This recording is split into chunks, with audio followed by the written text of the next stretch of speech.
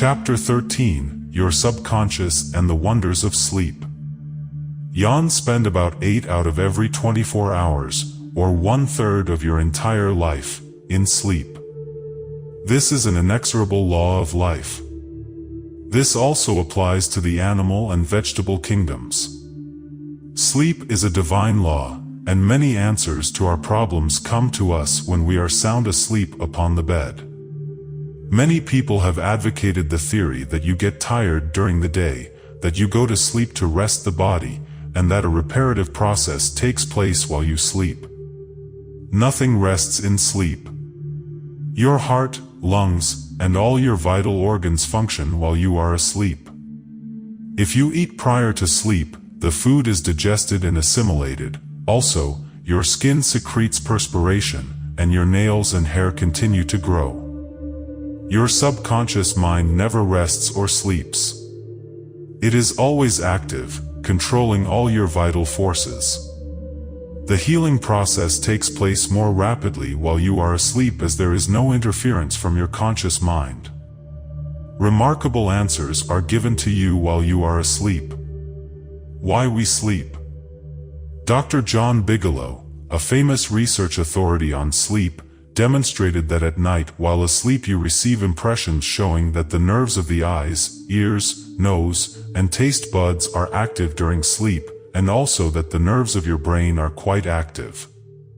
He says that the main reason we sleep is because the nobler part of the soul is united by abstraction to our higher nature and becomes a participant in the wisdom and foreknowledge of the gods. Dr. Bigelow states also, the results of my studies have not only strengthened my convictions that the supposed exemption from customary toils and activities was not the final purpose of sleep, but have also made clearer to my mind the conviction that no part of a man's life deserves to be considered more indispensable to its symmetrical and perfect spiritual development than the while he is separated from the phenomenal world in sleep. Prayer, a form of sleep. Your conscious mind gets involved with vexations, strife, and contentions of the day, and it is very necessary to withdraw periodically from sense evidence and the objective world, and commune silently with the inner wisdom of your subconscious mind. By claiming guidance, strength, and greater intelligence in all phases of your life, you will be enabled to overcome all difficulties and solve your daily problems. This regular withdrawal from sense evidence and the noise and confusion of everyday living is also a form of sleep. You become asleep to the world of the senses and alive to the wisdom and power of your subconscious mind. Startling effects of sleep deprivation. Lack of sleep can cause you to become irritable, moody, and depressed. Dr. George Stevenson of the National Association for Mental Health says, I believe it can safely be said that all human beings need a minimum of 6 hours sleep to be healthy. Most people need more. Those who think they can get along on less are fooling themselves. Medical research scholars, investigating sleep processes and deprivation of sleep, point out that severe insomnia has preceded psychotic breakdown in some instances. Remember, you are spiritually recharged during sleep, and adequate sleep is essential to produce joy and vitality in life. You need more sleep. Robert O'Brien, in an article, Maybe You Need More Sleep, in an issue of the Reader's Digest, reports the following experiment on sleep. For the last 3 years, experiments have been in progress at Walter Reed Army Institute of Research in Washington. Subjects, more than 100 military and civilian volunteers, have been kept awake for as long as 4 days. Thousands of tests have measured the effects on their behavior and personality. Results of these tests have given scientists astonishingly new insights into the mysteries of sleep.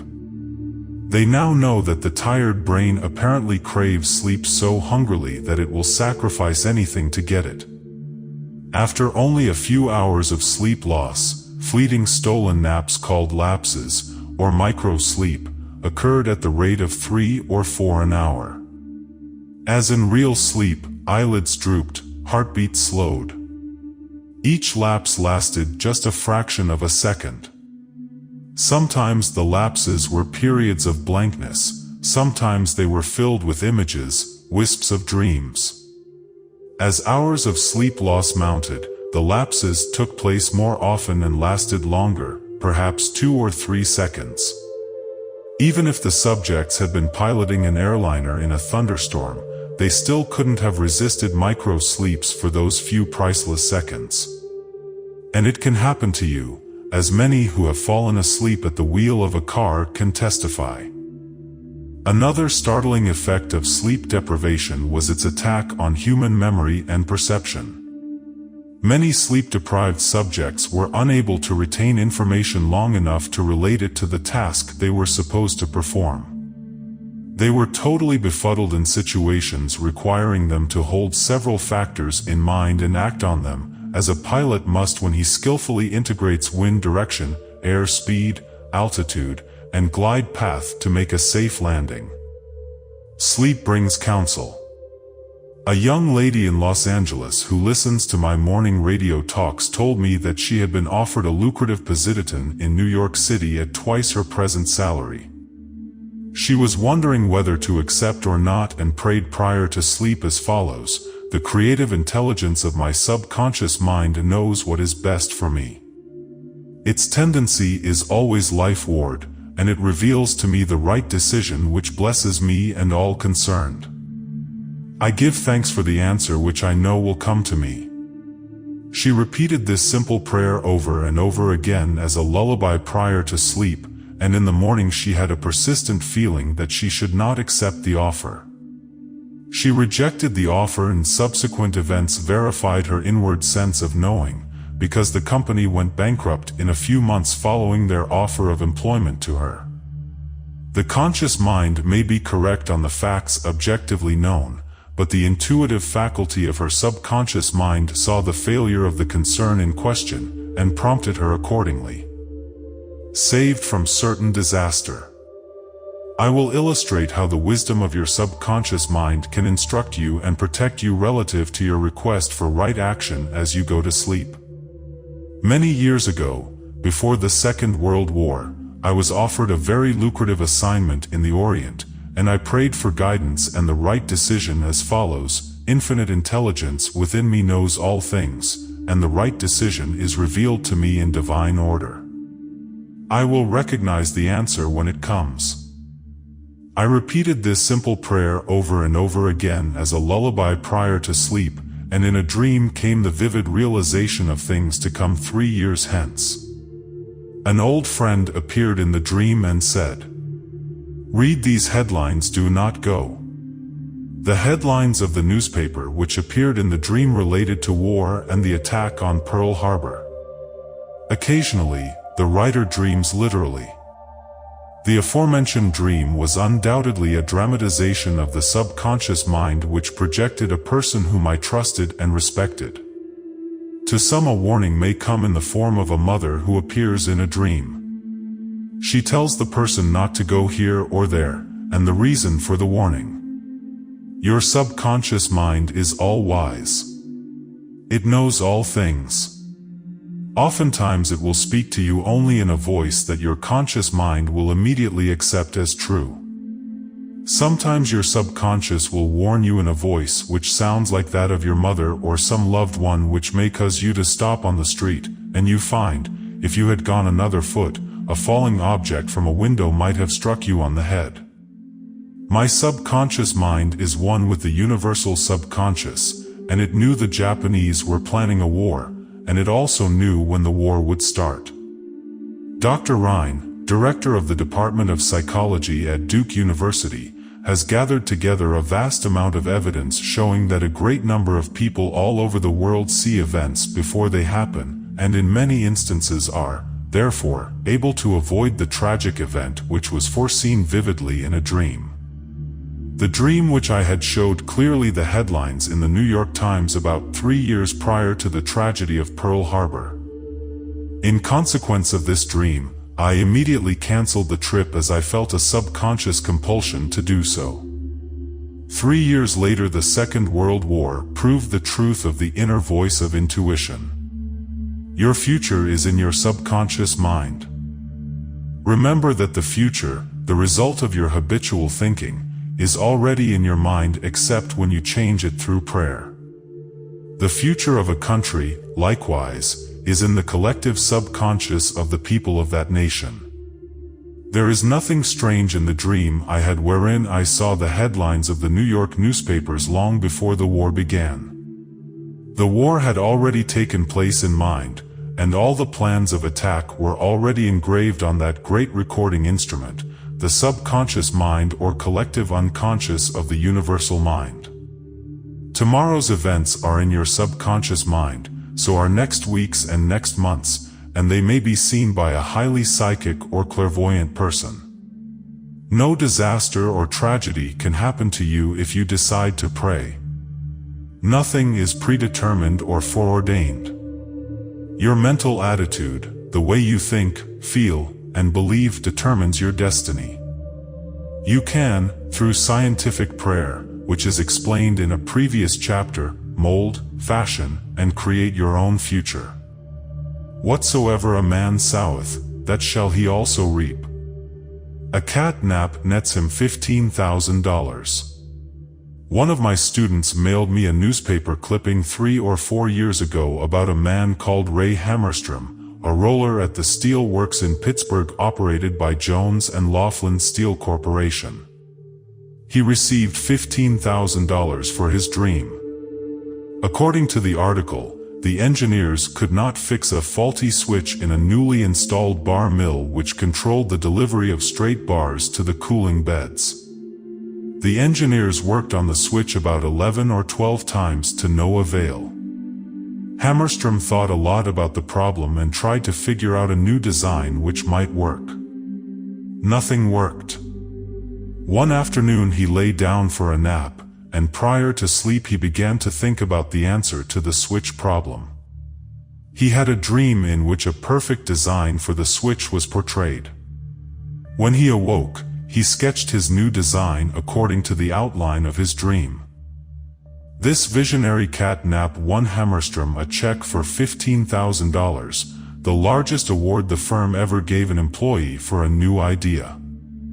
How a famous professor solved this problem in sleep. Dr. Helprecht, professor of Assyrian at the University of Pennsylvania, wrote as follows, one Saturday evening.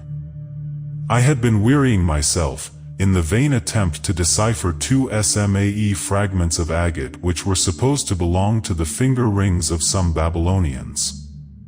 About midnight, weary and exhausted, I went to bed and dreamed the following remarkable dream. A tall thin priest of Nippur, about 40 years of age, led me to the treasure chamber of the temple, a small, low-ceilinged room without windows, while scraps of agate and lapis lazuli lay scattered on the floor. Here he addressed me as follows, the 2 fragments which you have published separately on pages 22 and 26 belong together, are not finger rings. The first 2 rings served as earrings for the statue of the god. The 2 fragments you have are the portions of them. If you will put them together you will have confirmation of my words. I awoke at once. I examined the fragments, and to my astonishment found the dream verified. The problem was then at last solved. This demonstrates clearly the creative manifestation of his subconscious mind which knew the answer to all his problems. How the subconscious worked for a famous writer while he slept. Robert Louis Stevenson, in one of his books, Across the Plains, devotes a whole chapter to dreams. He was a vivid dreamer and had the persistent habit of giving specific instructions to his subconscious every night prior to sleep. He would request his subconscious to evolve stories for him while he slept. For example, if Stevenson's funds were at a low ebb, his command to his subconscious would be something like this: give me a good thrilling novel which will be marketable and profitable. His subconscious responded magnificently. Stevenson says, these little brownies, the intelligences and powers of his subconscious, can tell me a story piece by piece, like a serial, and keep me, its supposed creator, all the while in total ignorance of where they aim. And he added, that part of my work which is done when I am up and about, while he is consciously aware and awake, is by no means necessarily mine, since all goes to show that the brownies have a hand in it even then. Sleep in peace and wake in joy.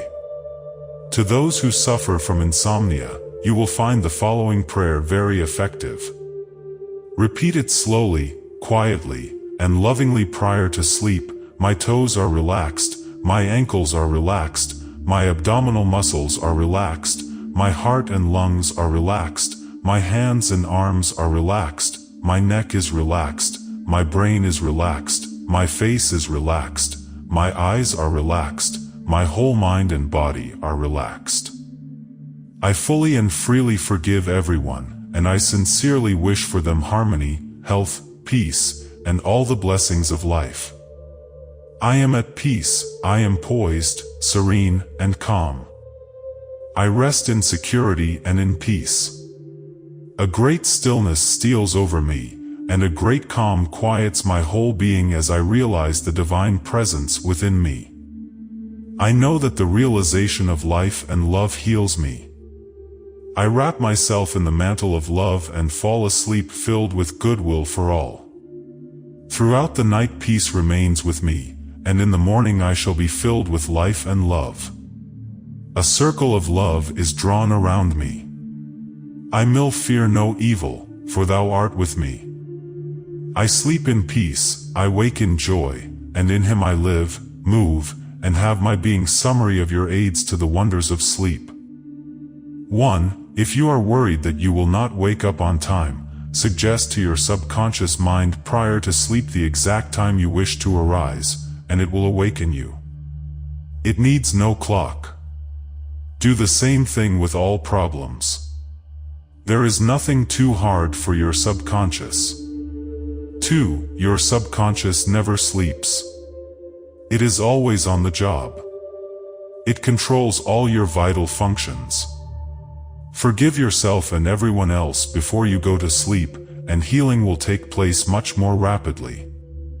3. Guidance is given you while you are asleep, sometimes in a dream. The healing currents are also released, and in the morning you feel refreshed and rejuvenated. 4. When troubled by the vexations and strife of the day, still the wheels of your mind and think about the wisdom and intelligence lodged in your subconscious mind, which is ready to respond to you. This will give you peace, strength, and confidence. 5. Sleep is essential for peace of mind and health of body. Lack of sleep can cause irritation, depression, and mental disorders. You need 8 hours sleep. 6. Medical research scholars point out that insomnia precedes psychotic breakdowns. 7. You are spiritually recharged during sleep.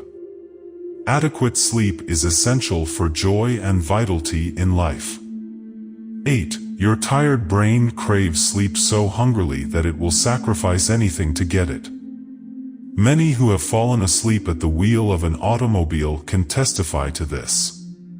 9. Many sleep-deprived people have poor memories and lack proper coordination. They become befuddled, confused, and disorientated. 10. Sleep brings counsel. Prior to sleep, claim that the infinite intelligence of your subconscious mind is guiding and directing you. Then, watch for the lead which comes, perhaps on awakening. 11. Trust your subconscious completely. Know that its tendency is always lifeward. Occasionally, your subconscious answers you in a very vivid dream and a vision in the night. You can be forewarned in a dream in the same way as the author of this book was warned. 12. Your future is in your mind now, based on your habitual thinking and beliefs.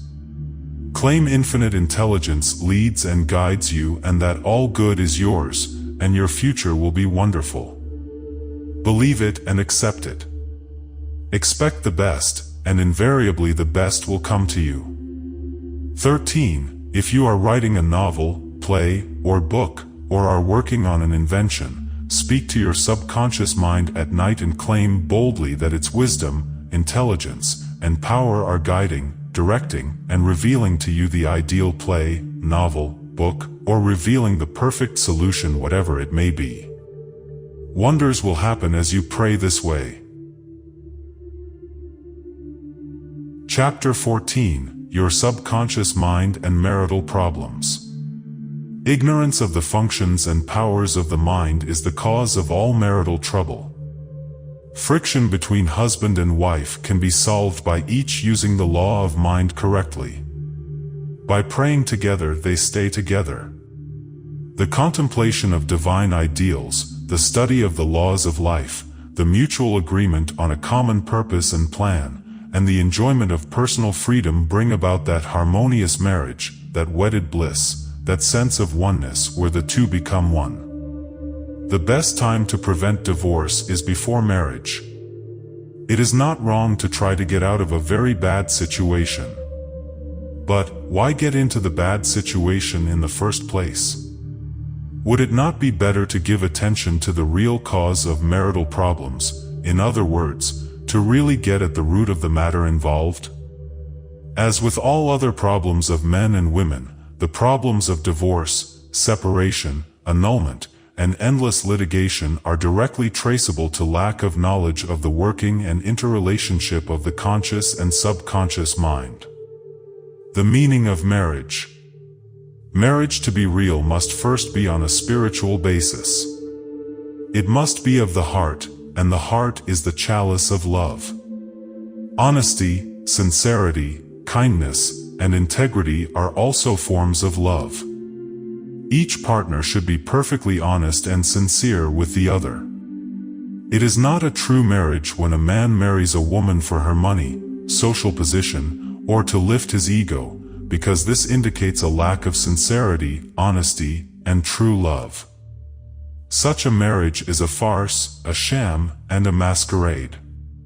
When a woman says, "I am tired working, I want to get married because I want security," her premise is false. She is not using the laws of mind correctly. Her security depends upon her knowledge of the interaction of the conscious and subconscious mind and its application. For example, a woman will never lack for wealth or health if she applies the techniques outlined in the respective chapters of this book. Her wealth can come to her independent of her husband, father, or anyone else. A woman is not dependent on her husband for health, peace, joy, inspiration, guidance, love, wealth, security, happiness, or anything in the world. Her security and peace of mind come from her knowledge of the inner powers within her and from the constant use of the laws of her own mind in a constructive fashion. How to attract the ideal husband.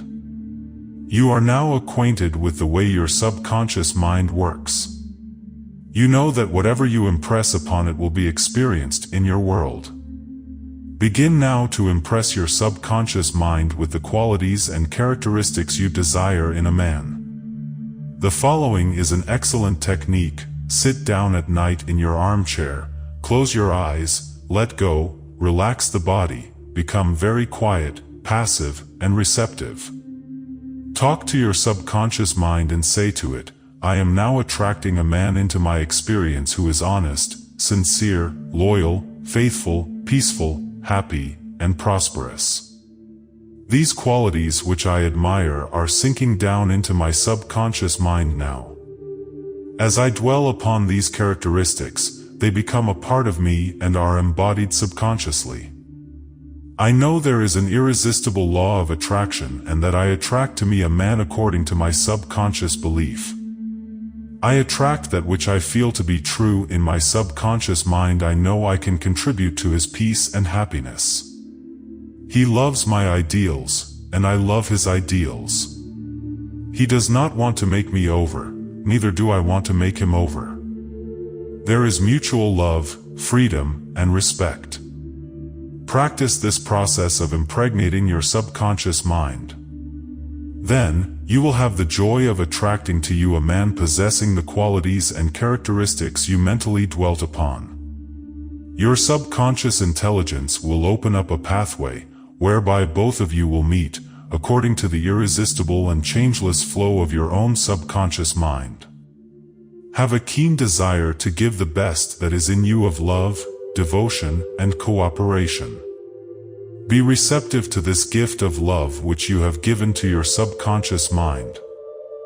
How to attract the ideal wife. Affirm as follows: I now attract the right woman who is in complete accord with me. This is a spiritual union because it is divine love functioning through the personality of someone with whom I blend perfectly. I know I can give to this woman love, light, peace, and joy. I feel and believe I can make this woman's life full, complete, and wonderful. I now decree that she possesses the following qualities and attributes. She is spiritual, loyal, faithful, and true. She is harmonious, peaceful, and happy. We are irresistibly attracted to each other. Only that which belongs to love, truth, and beauty can enter my experience. I accept my ideal companion now. As you think quietly and with interest on the qualities and attributes which you admire in the companion you seek, you will build the mental equivalent into your mentality. Then, the deeper currents of your subconscious mind will bring both of you together in divine order. No need for third mistake. Recently a teacher said to me, I have had 3 husbands and all 3 have been passive, submissive, and dependent on me to make all decisions and govern everything. Why do I attract such type men? I asked her whether she had known that her second husband was the effeminate type, and she replied, of course not. Had I known, I would not have married him. Apparently she had not learned anything from the first mistake. The trouble was with her own personality makeup. She was very masculine, domineering, and unconsciously wanted someone who would be submissive and passive so that she could play the dominant role. All this was unconscious motivation, and her subconscious picture attracted to her what she subjectively wanted. She had to learn to break the pattern by adopting the right prayer process. How she broke the negative pattern. The above-mentioned woman learned a simple truth. When you believe you can have the type of man you idealize, it is done unto you as you believe. The following is the specific prayer she used to break the old subconscious pattern and attract to her the ideal mate. I am building into my mentality the type of man I deeply desire. The man I attract for a husband is strong, powerful, loving, very masculine, successful, honest, loyal, and faithful. He finds love and happiness with me. I love to follow where he leads. I know he wants me, and I want him. I am honest, sincere, loving, and kind. I have wonderful gifts to offer him. They are goodwill, a joyous heart, and a healthy body. He offers me the same. It is mutual. I give and I receive. Divine intelligence knows where this man is, and the deeper wisdom of my subconscious mind is now bringing both of us together in its own way, and we recognize each other immediately. I release this request to my subconscious mind, which knows how to bring my request to pass. I give thanks for the perfect answer. She prayed in the above manner night and morning, affirming these truths and knowing that through frequent occupation of the mind she would reach the mental equivalent of that which she sought the answer to her prayer. Several months went by. She had a great number of dates and social engagements, none of which was agreeable to her. When she was about to question, waver, doubt, and vacillate, she reminded herself that the infinite intelligence was bringing it to pass its own way and that there was nothing to be concerned about. Her final decree in her divorce proceedings was granted, which brought her a great sense of release and mental freedom. Shortly afterward she went to work as a receptionist in a doctor's office. She told me that the minute she saw the physician she knew he was the man she was praying about. Apparently he knew it, 2, because he proposed to her the first week she was in the office, and their subsequent marriage was ideally happy. This physician was not the passive or submissive type, but was a real man, a former football player, an outstanding athlete, and was a deeply spiritual man, though he was completely devoid of any sectarian or denominational affiliation. She got what she prayed for because she claimed it mentally until she reached the point of saturation. In other words, she mentally and emotionally united with her idea, and it became a part of her in the same way that an apple becomes a part of her bloodstream. Should I get a divorce? Divorce is an individual problem. It cannot be generalized. In some cases, of course, there never should have been a marriage. In some cases, divorce is not the solution, no more so than marriage is the solution for a lonely man. Divorce may be right for one person and wrong for another. A divorced woman may be far more sincere and noble than many of her married sisters who perhaps are living a lie. For example, I once talked with a woman whose husband was a dope fiend, an ex-convict, a wife-beater, and a non-provider. She had been told it was wrong to get a divorce. I explained to her that marriage is of the heart. If two hearts blend harmoniously, lovingly, and sincerely, that is the ideal marriage. The pure action of the heart is love. Following this explanation, she knew what to do. She knew in her heart that there is no divine law which compelled her to be browbeaten, intimidated, and beaten because someone said, "I pronounce you man and wife." If you are in doubt as to what to do, ask for guidance, knowing that there is always an answer, and you will receive it. Follow the lead that comes to you in the silence of your soul. It speaks to you in peace. Drifting into divorce. Recently, a young couple, married for only a few months, were seeking a divorce. I discovered that the young man had a constant fear that his wife would leave him. He expected rejection, and he believed that she would be unfaithful. These thoughts haunted his mind, and became an obsession with him. His mental attitude was one of separation and suspicion. She felt unresponsive to him. It was his own feeling or atmosphere of loss and separation operating through them. This brought about a condition or action in accordance with the mental pattern behind it. There is a law of action and reaction, or cause and effect. The thought is the action, and the response of the subconscious mind is the reaction. His wife left home and asked for a divorce, which is what he feared and believed she would do. Divorce begins in the mind. Divorce takes place first in the mind. The legal proceedings follow after.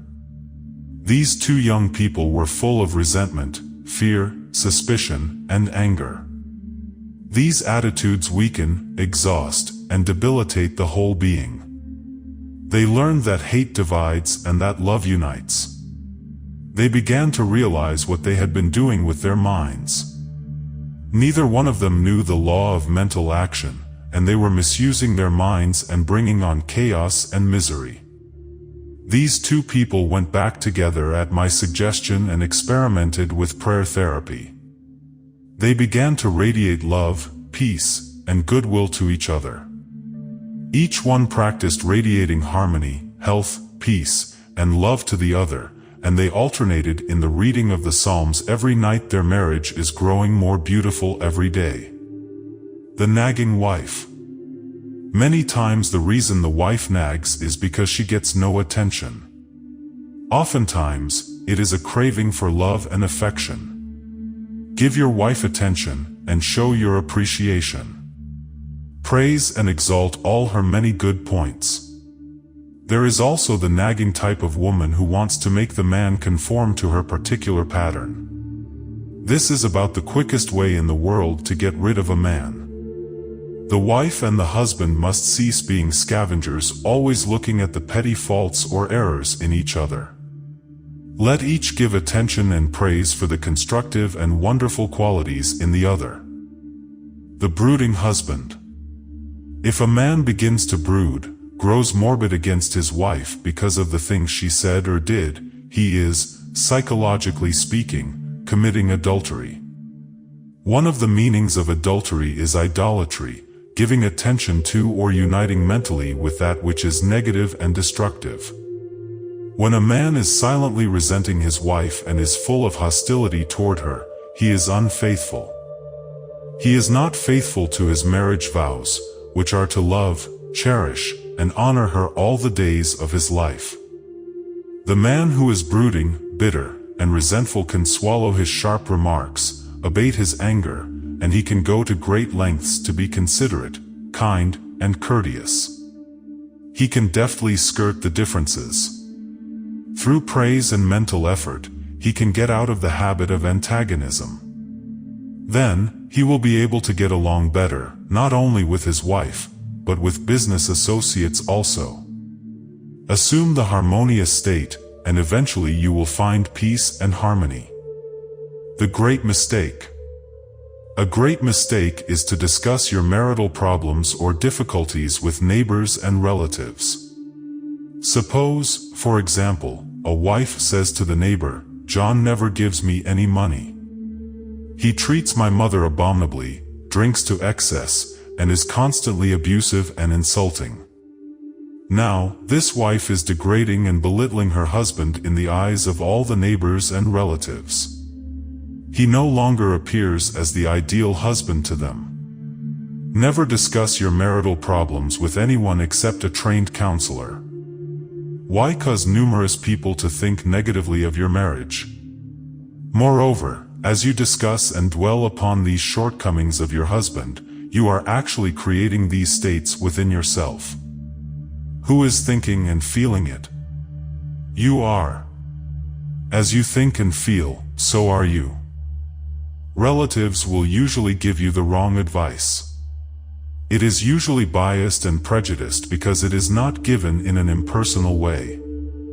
Any advice you receive which violates the golden rule, which is a cosmic law, is not good or sound. It is well to remember that no two human beings ever lived beneath the same roof without clashes of temperament, periods of hurts and strain. Never display the unhappy side of your marriage to your friends. Keep your quarrels to yourself. Refrain from criticism and condemnation of your partner. Don't try to make your MFE over. A husband must not try to make his wife over into a second edition of himself. The tactless attempt to change her in many ways is foreign to her nature. These attempts are always foolish, and many times result in a dissolution of the marriage. These attempts to alter her destroy her pride and self-esteem, and arouse a spirit of contrariness and resentment that proves fatal to the marriage bond. Adjustments are needed, of course, but if you have a good look inside your own mind, and study your character and behavior, you will find so many shortcomings, they will keep you busy the rest of your life. If you say, "I will make him over into what I want," you are looking for trouble, and the divorce court you are asking for misery. You will have to learn the hard way that there is no one to change but yourself. Pray together and stay together through steps in prayer. The first step, never carry over from one day to another accumulated irritations arising from little disappointments. Be sure to forgive each other for any sharpness before you retire at night. The moment you awaken in the morning, claim infinite intelligence is guiding you in all your ways. Send out loving thoughts of peace, harmony, and love to your marriage partner, to all members of the family, and to the whole world. The second step, say grace at breakfast. Give thanks for the wonderful food, for your abundance, and for all your blessings. Make sure that no problems, worries, or arguments shall enter into the table conversation. The same applies at dinner time. Say to your wife or husband, "I appreciate all you are doing, and I radiate love and goodwill to you all day long." The third step, the husband and wife should alternate in praying each night. Do not take your marriage partner for granted. Show your appreciation and love. Think appreciation and goodwill, rather than condemnation, criticism, and nagging. The way to build a peaceful home and a happy marriage is to use a foundation of love, beauty, harmony, mutual respect, faith in God, and all things good. Read the 23rd, 27th, and 91st Psalms, the 11th chapter of Hebrews, the 13th chapter of 1 Corinthians, and other great texts of the Bible before going to sleep. As you practice these truths, your marriage will grow more and more blessed through the years. Review your actions. 1. Ignorance of mental and spiritual laws is the cause of all marital unhappiness. By praying scientifically together, you stay together. 2. The best time to prevent divorce is before marriage. If you learn how to pray in the right way, you will attract the right mate for you. 3. Marriage is the union of a man and woman who are bound together by love. Their hearts beat as one, and they move onward, upward, and Godward. 4. Marriage does not bequeath happiness. People find happiness by dwelling on the eternal truths of God and the spiritual values of life. Then, the man and woman can contribute to each other's happiness and joy. 5. You attract the right mate by dwelling on the qualities and characteristics you admire in a woman or a man, and then your subconscious mind will bring you together in divine order. 6. You must build into your mentality the mental equivalent of what you want in a marriage partner. If you want to attract an honest, sincere, and loving partner in life, you must be honest, sincere, and loving yourself. 7. You do not have to repeat mistakes in marriage. When you really believe you can have the type man or woman you idealize, it is done unto you as you believe. To believe is to accept something as true. Accept your ideal companion now mentally. 8. Do not wonder how, why, or where you will meet the mate you are praying for. Trust implicitly the wisdom of your subconscious mind. It has the know-how, and you don't have to assist it. 9. You are mentally divorced when you indulge in peeves, grudges, ill will, and hostility toward your marriage partner. You are mentally dwelling with error in the bed of your mind. Adhere to your marriage vows. I promise to cherish, love, and honor him or her all the days of my life. 10. Cease projecting fear patterns to your marriage partner. Project love, peace, harmony, and goodwill, and your marriage will grow more beautiful and more wonderful through the years. 11. Radiate love, peace, and goodwill to each other. These vibrations are picked up by the subconscious mind, resulting in mutual trust, affection, and respect. 12. A nagging wife is usually seeking attention and appreciation. She is craving for love and affection. Praise and exalt her many good points. Show her that you love her and appreciate her. 13. A man who loves his wife does not do anything unloving or unkind in word, manner, or action. Love is what love does. 14. In marital problems, always seek expert advice. You would not go to a carpenter to pull a tooth, neither should you discuss your marriage problems with relatives or friends. You should go to a trained person for counsel. 15. Never try to make your wife or husband over.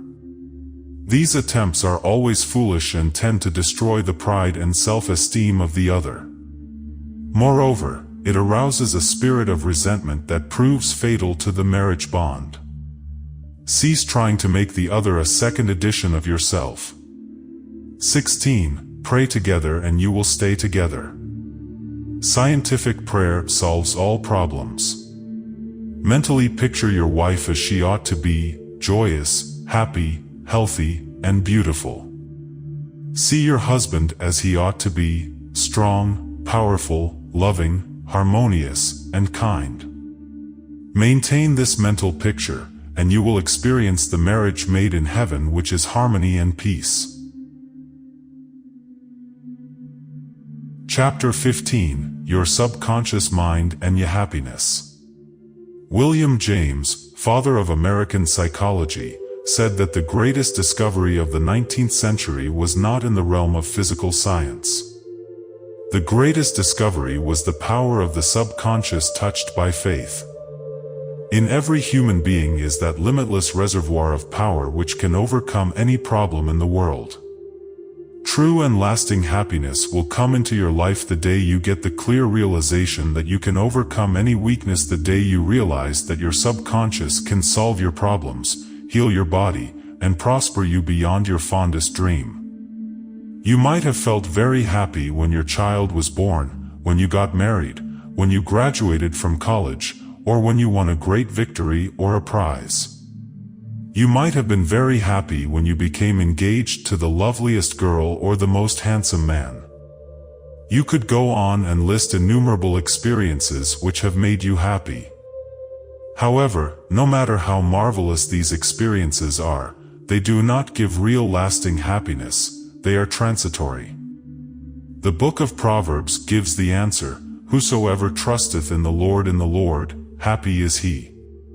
When you trust in the Lord, the power and wisdom of your subconscious mind, to lead, guide, govern, and direct all your ways, you will become poised, serene, and relaxed. As you radiate love, peace, and goodwill to all, you are really building a superstructure of happiness for all the days of your life. You must choose happiness. Happiness is a state of mind. There is a phrase in the Bible which says, "Choose ye this day whom ye will serve." You have the freedom to choose happiness. This may seem extraordinarily simple, and it is. Perhaps this is why people stumble over the way to happiness. They do not see the simplicity of the key to happiness. The great things of life are simple, dynamic, and creative. They produce well-being and happiness.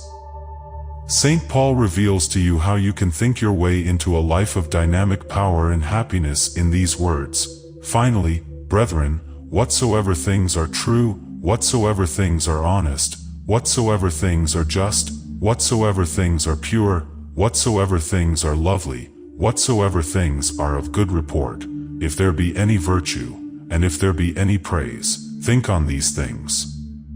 Phil 4:8. How to choose happiness. Begin now to choose happiness. This is how you do it. When you open your eyes in the morning, say to yourself, "Divine order takes charge of my life today and every day. All things work together for good for me today. This is a new and wonderful day for me. There will never be another day like this one. I am divinely guided all day long, and whatever I do will prosper. Divine love surrounds me, enfolds me, and enwraps me, and I go forth in peace. Whenever my attention wanders away from that which is good and constructive, I will immediately bring it back to the contemplation of that which is lovely and of good report. I am a spiritual and mental magnet, attracting to myself all things which bless and prosper me. I am going to be a wonderful success in all my undertakings today. I am definitely going to be happy all day long. Start each day in this manner, then you will be choosing joyous person. He made it a habit to be happy. A number of years ago, I stayed for about a week in a farmer's house in Connemara on the west coast of Ireland. He seemed to be always singing and whistling and was full of humor. I asked him the secret of his happiness, and his reply was, "It is a habit of mine to be happy. Every morning when I awaken and every night before I go to sleep, I bless my family, the crops, the cattle, and I thank God for the wonderful harvest." This farmer had made a practice of this for over 40 years. As you know, thoughts repeated regularly and systematically sink into the subconscious mind and become habitual. He discovered that happiness is a habit. You must desire to be happy. There is one very important point about being happy. You must sincerely desire to be happy. There are people who have been depressed, dejected, and unhappy so long that were they suddenly made happy by some wonderful, good, joyous news, they would actually be like the woman who said to me, "It is wrong to be so happy." They have been so accustomed to the old mental patterns that they do not feel at home being happy. They long for the former, depressed, unhappy state. I knew a woman in England who had rheumatism for many years. She would pat herself on the knee and say, "My rheumatism is bad today. I cannot go out. My rheumatism keeps me miserable." This dear elderly lady got a lot of attention from her son, daughter, and the neighbors. She really wanted her rheumatism. She enjoyed her Messie, as she called it. This woman did not really want to be happy. I suggested a curative procedure to her. I wrote down some biblical verses and told her that if she gave attention to these truths, her mental attitude would undoubtedly change and would result in her faith and confidence in being restored to health. She was not interested. There seems to be a peculiar, mental, morbid streak in many people, whereby they seem to enjoy being miserable and sad. Why choose unhappiness? Many people choose unhappiness by entertaining these ideas. Today is a black day, everything is going to go wrong. I am not going to succeed. Everyone is against me. Business is bad, and it is going to get worse. I'm always late. I never get the breaks. He can, but I can't. If you have this attitude of mind the first thing in the morning, you will attract all these experiences to you, and you will be very unhappy. Begin to realize that the world you live in is determined largely by what goes on in your mind. Marcus Aurelius, the great Roman philosopher and sage, said, "A man's life is what his thoughts make of it." Emerson, America's foremost philosopher, said, "A man is what he thinks all day long." The thoughts you habitually entertain in your mind have the tendency to actualize themselves in physical conditions. Make certain you do not indulge in negative thoughts, defeatist thoughts, or unkind, depressing thoughts. Recall frequently to your mind that you can experience nothing outside your own mentality. If I had $1 million, I would be happy. I have visited many men in mental institutions who were millionaires, but they insisted they were penniless and destitute. They were incarcerated because of psychotic, paranoid, and manic-depressive tendencies. Wealth in and of itself will not make you happy. On the other hand, it is not a deterrent to happiness. Today, there are many people trying to buy happiness through the purchase of radios, television sets, automobiles, a home in the country, a private yacht, and a swimming pool, but happiness cannot be purchased or procured in that way. The kingdom of happiness is in your thought and feeling. Too many people have the idea that it takes something artificial to produce happiness. Some say, "If I were elected mayor, made president of the organization, promoted to general manager of the corporation, I would be happy." The truth is that happiness is a mental and spiritual state. None of these positions mentioned will necessarily bequeath happiness.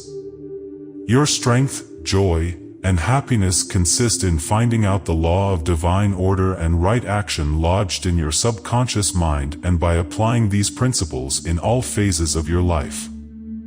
He found happiness to be the harvest of a quiet mind.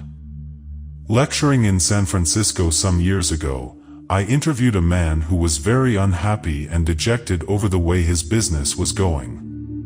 He was the general manager. His heart was filled with resentment toward the vice president and the president of the organization. He claimed that they opposed him. Because of this internal strife, business was declining. He was receiving no dividends or stock bonuses. This is how he solved his business problem. The first thing in the morning he affirmed quietly as follows: all those working in our corporation are honest, sincere, cooperative, faithful, and full of goodwill to all. They are mental and spiritual links in the chain of this corporation's growth, welfare, and prosperity. I radiate love, peace, and goodwill in my thoughts, words, and deeds to my 2 associates and to all those in the company. The president and the vice president of our company are divinely guided in all their undertakings. The infinite intelligence of my subconscious mind makes all decisions through me.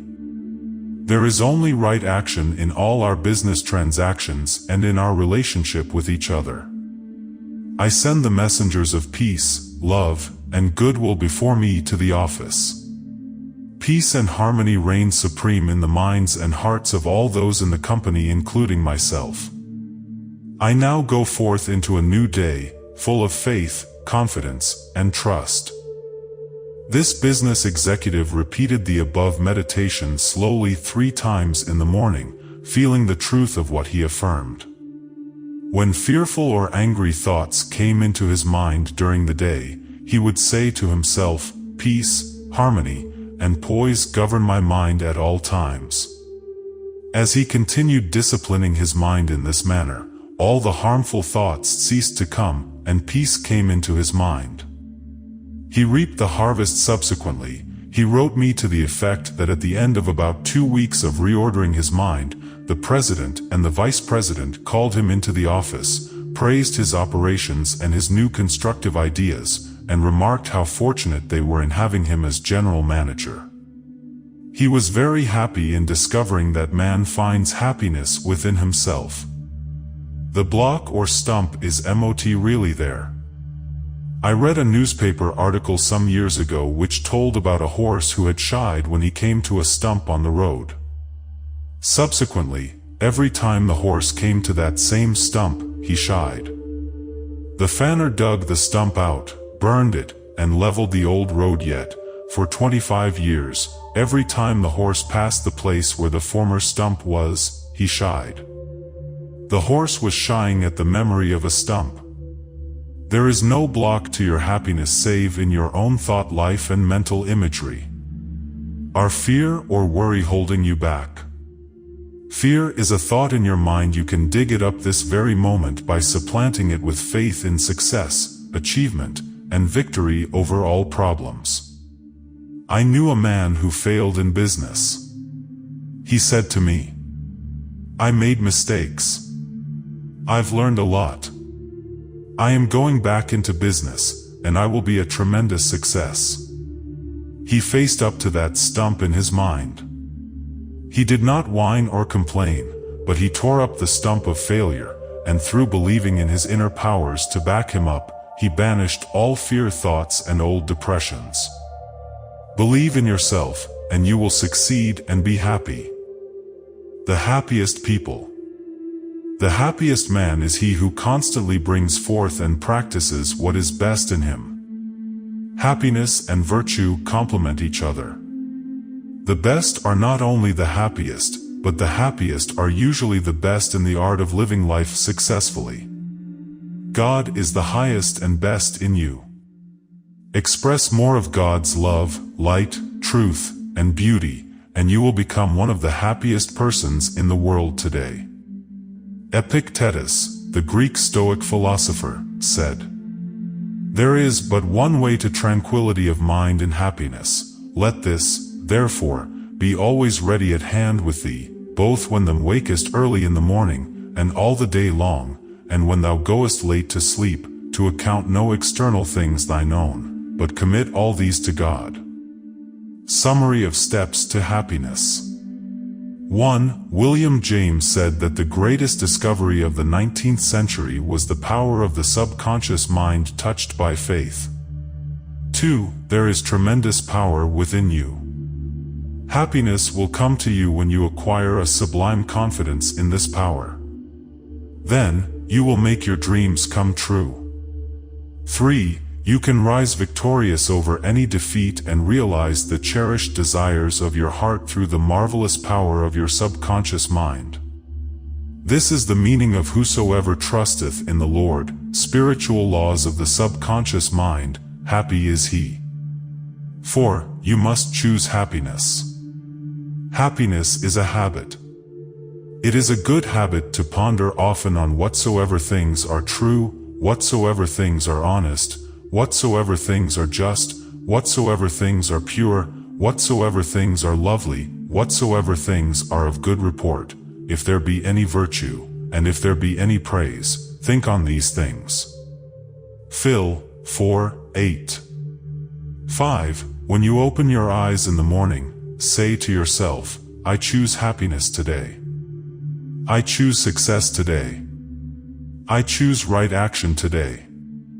I choose love and goodwill for all today. I choose peace today. Pour life, love, and interest into this affirmation, and you have chosen happiness. 6. Give thanks for all your blessings several times a day. Furthermore, pray for the peace, happiness, and prosperity of all members of your family, your associates, and all people everywhere. 7. You must sincerely desire be happy. Nothing is accomplished without desire. Desire is a wish with wings of imagination and faith. Imagine the fulfillment of your desire, and feel its reality, and it will come to pass. Happiness comes in answered prayer. 8. By constantly dwelling on thoughts of fear, worry, anger, hate, and failure, you will become very depressed and unhappy. Remember, your life is what your thoughts make of it. 9. You cannot buy happiness with all the money in the world. Some millionaires are very happy, some are very unhappy. Many people with very little worldly goods are very happy, and some are very unhappy. Some married people are happy, and some very unhappy. Some single people are happy, and some are very unhappy. The kingdom of happiness is in your thought and feeling. 10. Happiness is the harvest of a quiet mind. Anchor your thoughts on peace, poise, security, and divine guidance, and your mind will be productive of happiness. 11. There is no block to your happiness. External things are not causative, these are effects, not cause. Take your cue from the only creative principle within you. Your thought is cause, and a new cause produces a new effect. Choose happiness.